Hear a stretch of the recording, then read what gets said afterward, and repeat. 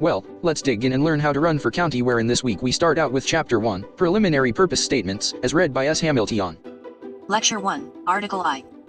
Preliminary Purpose Statement. Just as the United States Constitution and the Tennessee State Constitution have preambles which state the justifications, aims and purposes of the body, so too do counties in their charters. Though the county was not as encompassing in the past as it is in Shelby today, county charters are what enable bodies to function.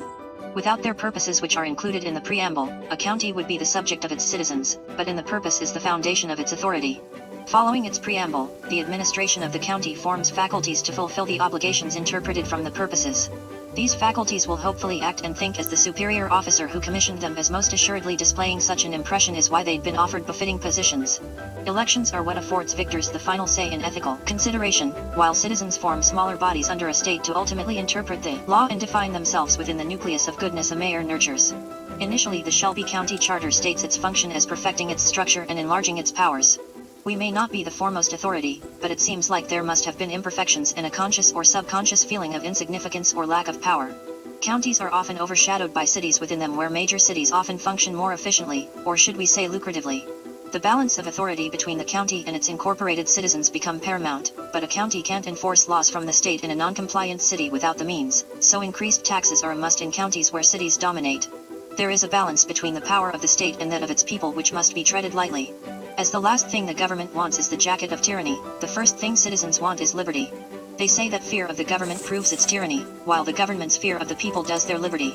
Thus, the government, where in this case we are referring to the county, would rather disband than to stand in the way of liberty as communities incorporate to form cities. To assist in this balance, a home rule charter has been adopted to allow citizens to amend its charter from the county level without having to go to the county seat of Nashville. We just say Nashville because it is the capital of Tennessee, but feel free to analyze and determine you in relation to your county, and your county in relationship to the state location or whatever city the capital of your state is located. A county can't enforce laws passed down from the state in a non-compliant city without the means. Any body of individuals has its own collective mind and must be regulated to ensure its motions are not detrimental to others or themselves. Cities have jurisdictions within counties where development is limited, but as cities outnumber counties and counties look at all cities equally, when one city is more dominant than another, the county mayor sides with smaller cities to neutralize the power of the larger through democracy. As two is more than one, and the county mayor's vote breaks all ties, the larger city has little chance of victory without compliance. As there is only one thing worse than government, it being a lack of government, cities prove their subordination through taxation, but the hubris of citizenry within cities leads them to believe any motion of the body is an expression of their liberty. Just as an individual has boundaries and restrictions, so too do communities have lines they may not cross. Even if those lines may be crossed one day, when a county may not have the power to supersede without outside interference, there is one who county mayors find responsible for the body's actions, which is the city mayor. Without a city mayor, movements from bodies, legal or illegal, would be arbitrary, undocumented, and uncontrollable. Using the city mayor's influence is plan A, but what if they can't control themselves? Can anarchy be allowed to reign, when the strong and wealthy exercise any level of tyranny they see fit? Well, it surely will, if county mayors can't.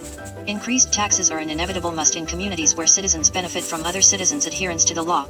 Arbitrating between parties, the tax rate increases as technology advances, and the body of residents demand a certain quality of product. The county mayor stands between them to guarantee fair market value for products which will ensure mutually beneficial relationships under the jurisdiction of the county. Some people want the product more so than the money, as others see things as vice versa. Residents of counties are not necessarily residents of major cities, as many live in the backwoods and unincorporated areas of the county, might we add, happily. Living in cities, residents are closer to the administration and distribution of funds, so naturally they will have more revenue received and distributed. Thus, property taxes in highly populated cities are more than in rural areas. Developed land is more expensive than a field of corn, and more densely populated areas require a more encompassing administration, which also costs a greater amount. So, if there is one thing that everyone should know, just remember that axes never go down, unless there is a revolution. Elected by and representing the people, the last thing the county mayor wants to do is be the one whose administration raised taxes, but someone has to do it. The county mayor must balance his authority between the interests of the county and its incorporated citizens. But a county won't be able to enforce anything without comparable means to do so. Though no mayor wants to be known as the one whose administration raised taxes, someone will have to bear that burden sooner or later. For county purpose of achieving perfection and increasing in power, for Shelby County at least, the means are needed to satisfy its objectives where taxes must be raised. Catering to the greater Shelby County, the administration collects what taxes are owed for the common good, where the mayor is the last odd number to vote to define the good.